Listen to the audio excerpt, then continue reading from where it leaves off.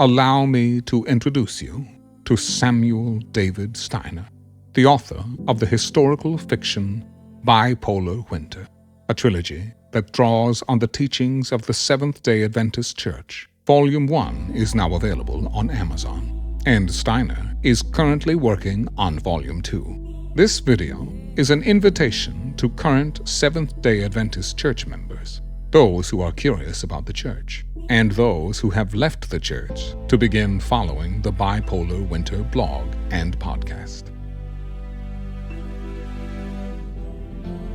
Why should these individuals listen to Steiner? Quite simply, because he was raised in an environment where he could watch the inner workings of the Adventist Church. He captures a unique perspective of the Church in the writings of this trilogy.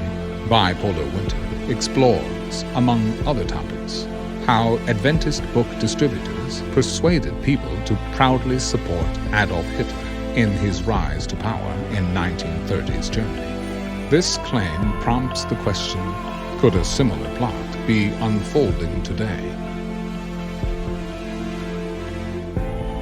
Could specific individuals be secretly supporting not a man who would ultimately fail, but an office that is strong enough not to fail?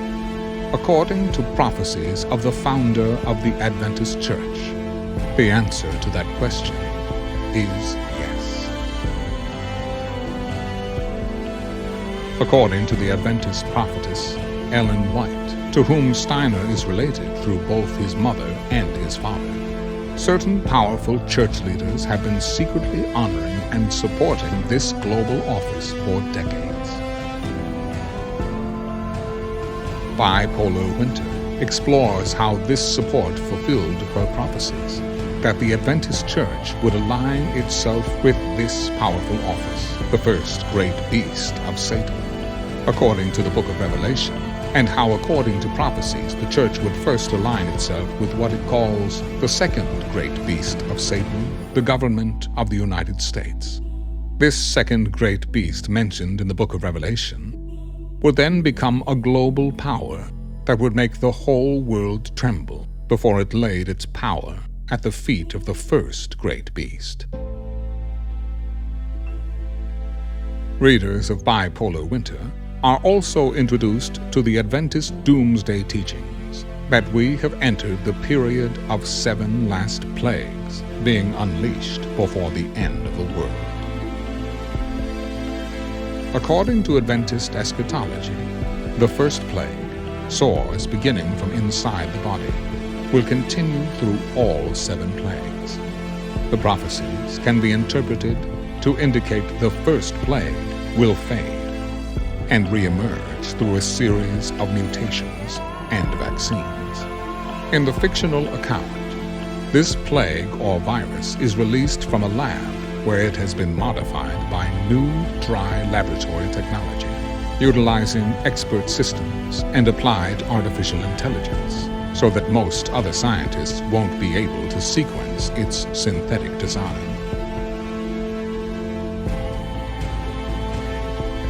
Ellen White prophesied the leaders of the Adventist Church would be suspected of involvement in rolling out the plagues, and the Church would become the most hated institution on earth. So, if the world blames its woes on this remnant people, the Adventists, why would anyone continue to support this Church's leaders, the same leaders who appear to be working to fulfill the prophecies of their founder? The Adventist Church is one of the wealthiest, most educated, and politically well-connected institutions on the earth, and it is no longer forced to rely on its members' tithes and government grants.